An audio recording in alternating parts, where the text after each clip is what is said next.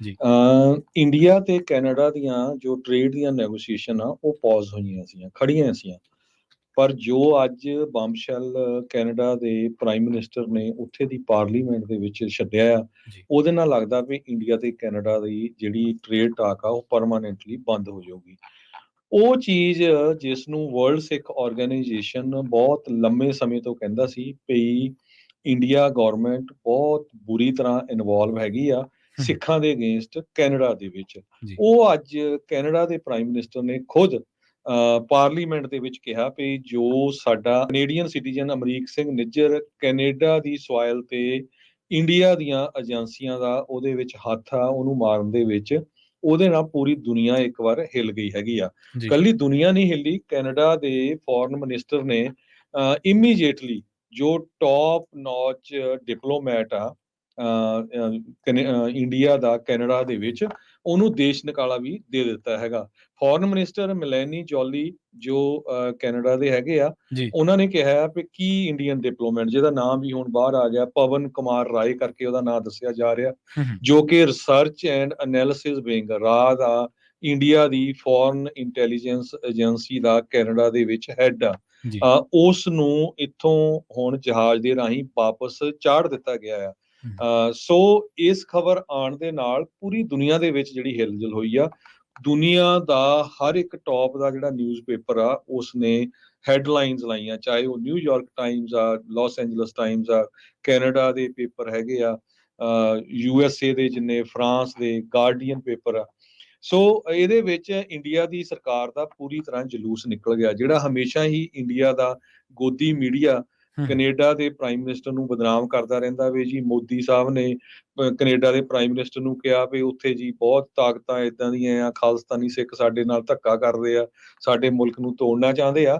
ਅੱਜ ਪਾਰਲੀਮੈਂਟ ਦੇ ਵਿੱਚ ਕੈਨੇਡਾ ਦੇ ਪ੍ਰਾਈਮ ਮਿਨਿਸਟਰ ਨੇ ਇਹ ਕਿਹਾ ਵੀ ਮੈਂ ਮਿਸਟਰ ਮੋਦੀ ਨੂੰ ਇਹ ਕਿਹਾ ਵੀ ਤੁਹਾਡੀ ਸਰਕਾਰ ਦੇ ਬੰਦੇ ਇਨਵੋਲਵ ਸੀ ਸਾਡੇ ਸਿਟੀਜ਼ਨ ਦੇ ਕਤਲ ਦੇ ਵਿੱਚ, ਤੇ ਹੂੰ। ਤੁਹਾਨੂੰ ਸਿੱਧੇ ਤੌਰ ਦੇ ਉੱਤੇ ਸਾਡਾ ਸਾਥ ਦੇਣਾ ਪੈਣਾ ਇਸ ਇਨਵੈਸਟੀਗੇਸ਼ਨ ਨੂੰ ਪੂਰੀ ਹੋਣ ਦੇ ਵਿੱਚ।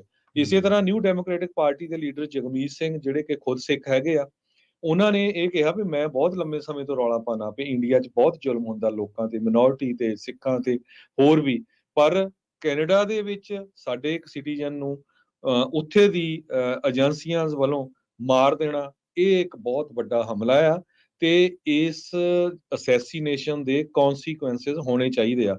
ਇਸੇ ਤਰ੍ਹਾਂ ਉੱਥੇ ਦੀ ਜਿਹੜੀ ਕੰਜ਼ਰਵੇਟਿਵ ਪਾਰਟੀ ਆ ਉਹ ਕਹਿੰਦੇ ਵੀ ਅਸੀਂ ਵੀ ਪੂਰੇ, ਜੇ ਇਹ ਸੱਚ ਆ ਤਾਂ ਬਹੁਤ ਮਾੜੀ ਗੱਲ ਆ ਤੇ ਅਸੀਂ ਪ੍ਰਾਈਮ ਮਿਨਿਸਟਰ ਦੇ ਨਾਲ ਖੜੇ ਆ, ਜਿਹੜਾ ਵੀ ਉਹ ਡਿਸੀਜਨ ਲਊਗੇ ਇੰਡੀਆ ਦੀ ਸਰਕਾਰ ਦੇ ਉਲਟ, ਅਸੀਂ ਉਹਨਾਂ ਦੇ ਨਾਲ ਬਿਲਕੁਲ ਮੋਢੇ ਨਾਲ ਮੋਢਾ ਲਾ ਕੇ ਖੜੇ ਹੈਗੇ।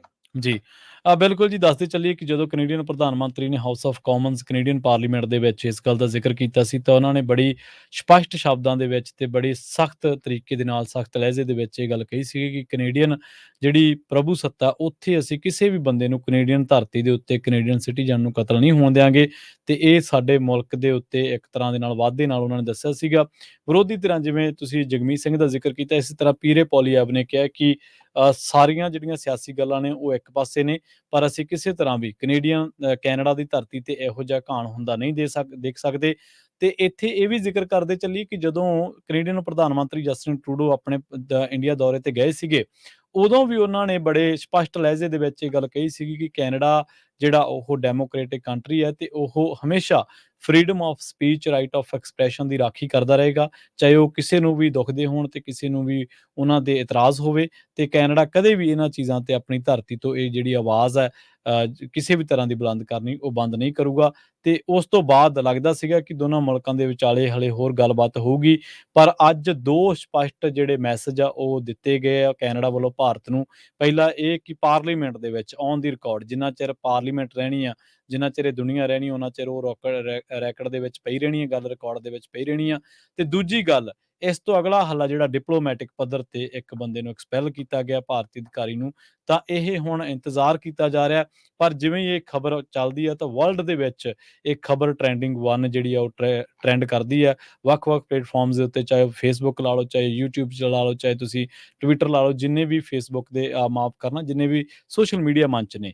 ਤਾਂ ਹੁਣ ਭਾਰਤ ਦੀ ਪ੍ਰਤੀਕਿਰਿਆ ਦੀ ਜਿਹੜੀ ਆ ਉਹ ਵੇਟ ਕੀਤੀ ਜਾ ਰਹੀ ਹੈ ਕਿ ਕੀ ਇਸ 'ਤੇ ਟਿੱਪਣੀ ਆਉਂਦੀ ਹੈ। ਤੇ ਭਾਰਤੀ ਜਿਹੜੇ ਐਂਕਰ ਜਿਨ੍ਹਾਂ ਨੂੰ ਤੁਸੀਂ ਜਾਣਦੇ ਹੋ ਕਿ ਹਮੇਸ਼ਾ ਉਹਨਾਂ ਦਾ ਕੰਮ ਨਫ਼ਰਤ ਫੈਲਾਉਣਾ, ਅੱਗ ਲਾਉਣਾ ਹੀ ਹੈ, ਤੇ ਉਹ ਹਜੇ ਨੀਂਦਰੇ ਤੋਂ ਜਾਗਣਗੇ ਜਦੋਂ ਉਦੋਂ ਦੇਖਾਂਗੇ ਕਿ ਉਹ ਕੀ ਕਹਿੰਦੇ ਨੇ।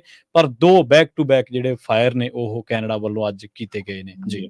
ਕੱਲਾ ਕੈਨੇਡਾ ਨਹੀਂ, ਆਸਟ੍ਰੇਲੀਆ ਨੇ ਵੀ ਇੰਡੀਆ ਦਾ ਆਸਟ੍ਰੇਲੀਆ ਨੇ ਵੀ ਜਲੂਸ ਜੀ। ਕੱਢਿਆ ਹੈਗਾ। ਹੂੰ। ਸੋ 2 ਮੁਲਕਾਂ ਨੇ 24 ਘੰਟਿਆਂ ਦੇ ਵਿੱਚ ਇੰਡੀਆ ਦਾ ਪੂਰੀ ਦੁਨੀਆ ਦੇ ਵਿੱਚ ਜਲੂਸ ਕੱਢ ਕੇ ਰੱਖ ਦਿੱਤਾ ਆ। ਜੀ। ਆਸਟ੍ਰੇਲੀਆ ਦੇ ਵਿੱਚ ਕਿਸ ਤਰ੍ਹਾਂ ਕੁਛ ਮਹੀਨੇ ਪਹਿਲਾਂ ਮੰਦਿਰ ਦੇ ਬਾਹਰ ਨਾਅਰੇ ਲਿਖੇ ਗਏ ਸੀ, ਹੂੰ। ਉਹ ਸਿੱਖਾਂ ਨੂੰ ਬਦਨਾਮ ਕੀਤਾ ਗਿਆ ਵੀ ਜੀ ਇਹ ਸਿੱਖਾਂ ਨੇ ਇਹ ਕੀਤੇ ਆ। ਹੁਣ ਆਸਟ੍ਰੇਲੀਆ ਦੀ ਪੁਲਿਸ ਨੇ ਕਨਫਰਮ ਕਰ ਦਿੱਤਾ ਵੀ ਉਹ ਨਾਅਰੇ ਵੀ ਹਿੰਦੂਆਂ ਵੱਲੋਂ ਲਿਖੇ ਗਏ ਸੀ ਆਪਣੇ ਮੰਦਿਰ ਦੇ ਉੱਤੇ। ਜੀ। ਤੇ ਇਹ ਹੁਣ ਜਿਹੜਾ ਜਲੂਸ ਆ 2 ਮੁਲਕਾਂ ਵੱਲੋਂ ਕੱਢਿਆ ਗਿਆ ਆ, ਦੁਨੀਆ ਦੀ ਸੁਪਰ ਪਾਵਰ ਬਣ ਜਾ ਰਿਹਾ। ਹੁਣ ਦੁਨੀਆ ਦੇ ਵਿੱਚ ਇਹਨਾਂ ਨੂੰ ਪਤਾ ਲੱਗ ਗਿਆ ਕਿ ਕਿਸ ਤਰ੍ਹਾਂ ਇਹ ਜਿਹੜੀਆਂ ਇਹ ਹਰਕਤਾਂ ਕਰਦੇ ਆ, ਇਹ ਬਾਹਰਲੇ ਮੁਲਕ ਇਸ ਨੂੰ ਸਹਿਣ ਨਹੀਂ ਕਰੂਗੇ। ਸੋ ਕੈਨੇਡਾ ਵਸਦੇ ਜਿਹੜੇ ਸਿੱਖ ਆ, ਉਹਨਾਂ ਨੂੰ ਪੂਰੇ ਜ਼ੋਰ-ਸ਼ੋਰ ਨਾਲ ਆਪਣੇ ਜਿੰਨੇ ਵੀ ਮੈਂਬਰ ਪਾਰਲੀਮੈਂਟ ਆ, ਉਹਨਾਂ ਨੂੰ ਲਾ ਕੇ ਉਹਨਾਂ ਨੂੰ ਕਹਿਣਾ ਚਾਹੀਦਾ ਵੀ ਸਾਨੂੰ ਐਕਸ਼ਨ ਲੈਣਾ ਚਾਹੀਦਾ ਇੰਡੀਆ ਦੀ ਸਰਕਾਰ ਦੇ ਅਗੇਂਸਟ। ਤੇ ਸਾਰੇ ਹੀ ਜਿਹੜੇ ਉੱਥੇ ਦੇ ਜਿੰਨੇ ਵੀ member parliament, prime minister, foreign minister ਆ, ਉਹਨਾਂ ਦਾ ਧੰਨਵਾਦ ਕਰਨਾ ਚਾਹੀਦਾ, ਜਿਨ੍ਹਾਂ ਨੇ ਇਹ ਸੱਚ ਦੁਨੀਆ ਦੇ ਅੱਗੇ ਲੈ ਕੇ ਆਂਦਾ ਹੈ। ਜੀ। ਜੀ। ਜੀ।